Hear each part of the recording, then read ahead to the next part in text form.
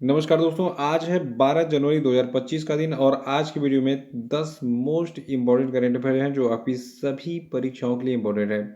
तो शुरू से लास्ट तक वीडियो बना रही है और आज की वीडियो की पीडीएफ फाइल को आप वीडियो के डिस्क्रिप्शन बॉक्स से डाउनलोड कर सकते हैं।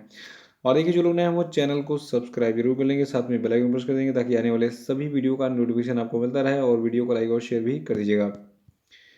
देखिए, आज का हमारा पहला प्रश्न है कि हाल ही में भारत ने खनिज विज्ञान और अन्वेषण के क्षेत्र में सहयोग के लिए किस देश के साथ में समझौता किया है? तो देखिए, ये देश आपका है मंगोलिया। याद रखिएगा, भारत ने मंगोलिया के साथ खनिज विज्ञान और अन्वेषण के क्षेत्र में सहयोग के लिए एक समझौता किया हाल ही में। और ये समझौता संसाधन सुरक्षा को बढ़ाने और आपूर्ति श्रृंखलाओं में विविधता लाने के उद्देश्य से किया जा रहा है। और ये पहल भारत की तांबा और कोकिंग कोयले की बढ़ती मांग को पूरा करने के लिए आयात पर निर्भरता के बढ़ने के संदर्भ में आई है, जो कि विद्युत उत्पादन, निर्माण और इस्पात उद्योगों के लिए आवश्यक है। दूसरा प्रश्न है कि भारत के औद्योगिक उत्पादन सूचकांक के अनुसार नवंबर 2024 में भारत के फैक्ट्री उत्पादन में कितने प्रतिशत की महत्वपूर्ण वृद्धि दर्ज की गई? तो देखिए, ये वृद्धि आपकी है 5.2% की। आपको बता दें, ये जो वृद्धि है नवंबर महीने की, ये अक्टूबर में दर्ज 3.7% की तुलना में अधिक है और मुख्य रूप से अनुकूल आधार प्रभाव, निर्माण, पूंजीगत वस्तुओं और उपभोक्ता टिकाऊ वस्तुओं में वृद्धि के कारण हुई है। और अप्रैल नवंबर 2024 की औद्योगिक वृद्धि 4.1% रही, जो कि पिछले वर्ष की इसी अवधि में 6.5% थी। और अगला प्रश्न है कि कोपरनिकस क्लाइमेट चेंज सर्विस की रिपोर्ट के अनुसार कौन सा वर्ष पृथ्वी के लिए सबसे गर्म रहा? तो देखिए, जो कोपरनिकस क्लाइमेट चेंज सर्विस है, इसने बताया है अपनी रिपोर्ट में कि 2024 पृथ्वी का सबसे गर्म वर्ष रहा अब तक। देखिए, जो कोपरनिकस जलवायु परिवर्तन सेवा है, इसके वैज्ञानिकों ने कहा है कि वैश्विक तापमान की माप 1850 में शुरू हुई थी, तब से 2024 जो है ये अब तक सबसे गर्म साल रहा। यानी कि 1850 के बाद इतनी भीषण गर्मी कभी नहीं पड़ी जितनी 2024 में पड़ी थी। चौथा प्रश्न है कि विकसित भारत यंग लीडर्स डायलॉग 2025 का आयोजन कहाँ पर किया गया? तो देखिए, इसका आयोजन नई दिल्ली में किया गया और विकसित भारत यंग लीडर्स डायलॉग 2025, जो कि केंद्रीय युवा मामलों के विभाग के द्वारा केंद्रीय मंत्री डॉक्टर मनसुख मंडाविया के नेतृत्व में आयोजित किया गया। ये 10 जनवरी 2025 को नई दिल्ली के भारत मंडपम में शुरू हुआ और इस संवाद का उद्देश्य अगली पीढ़ी के नेताओं को सशक्त बनाना है ताकि वे 2024 तक भारत को एक विकसित राष्ट्र बनाने के दृष्टिकोण में योगदान दे सकें। पांचवा की किसके द्वारा दक्षिण भारत की पहली संक्रामक रोग अनुसंधान और निदान प्रयोगशाला स्थापित किया जाएगा? तो देखिए, जो आपका Bengaluru medical college and research institute है, इसके द्वारा भारत की पहली संक्रामक रोग अनुसंधान और निदान प्रयोगशाला स्थापित की जाएगी।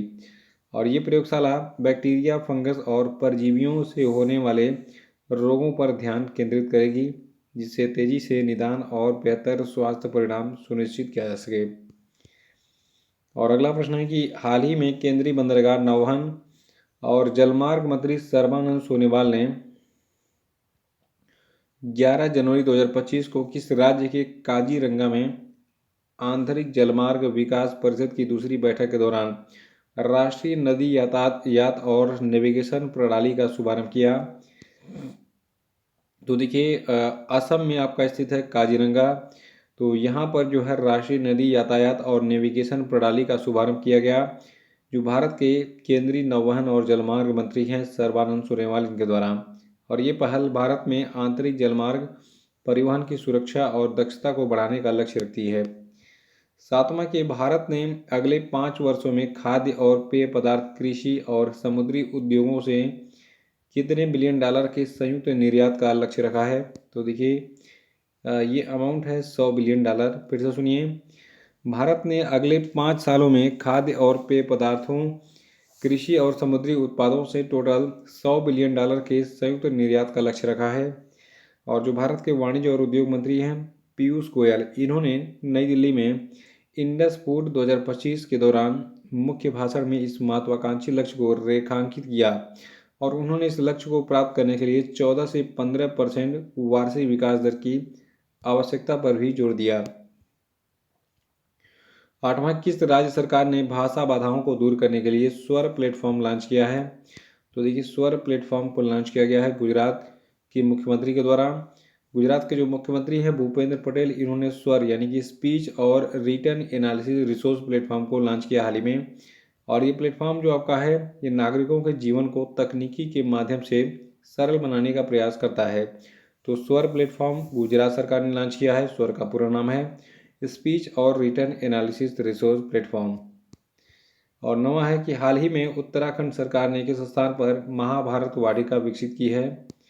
तो देखिए, उत्तराखंड की सरकार ने हल्द्वानी में महाभारत वाटिका को विकसित किया है। और उत्तराखंड वन विभाग द्वारा हल्द्वानी में विकसित महाभारत वाटिका में महाकाव्य में उल्लिखित 37 पौधों की प्रजातियां विकसित है लगाई गई हैं।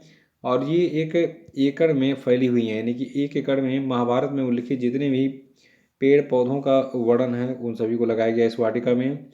और इसका उद्देश्य महाभारत से पारिस्थितिक ज्ञान को उजागर करना है, विशेष रूप से प्रकृति और वन्य जीवों की परस्पर निर्भरता पर जोर देना है। और आज का हमारा आखिरी प्रश्न है कि हाल ही में भारतीय सेना ने किस शहर में नो योर आर्मी फेयर 2025 का आयोजन किया? तो देखिए, नो योर आर्मी फेयर 2025 का जो आयोजन है ये हैदराबाद में किया गया था हाल ही में। और भारतीय सेना ने हैदराबाद के गोलकोंडा किले में 3 दिवसीय इस नो योर आर्मी मेला 2025 को आयोजित किया था। और इस कार्यक्रम का आयोजन मुख्यालय तेलंगाना और आंध्र सब एरिया द्वारा आर्टिलरी सेंटर हैदराबाद के सहयोग से किया गया था। और इस कार्यक्रम में सशस्त्र बलों की तकनीकी प्रगति और स्वदेशी क्षमताओं का प्रदर्शन किया गया ताकि जनता से जुड़ाव हो सके और युवाओं को सैन्य करियर के लिए प्रेरित किया जा सके। तो इसी के साथ आज का वीडियो समाप्त होता है। आप पुराने करंट पर वीडियो को देख के रिवाइज करते रहिए। मिलते हैं कल जो है कल के सेशन में। Thank you. और वीडियो को लाइक शेयर सब्सक्राइब करना मत भूलिएगा आप।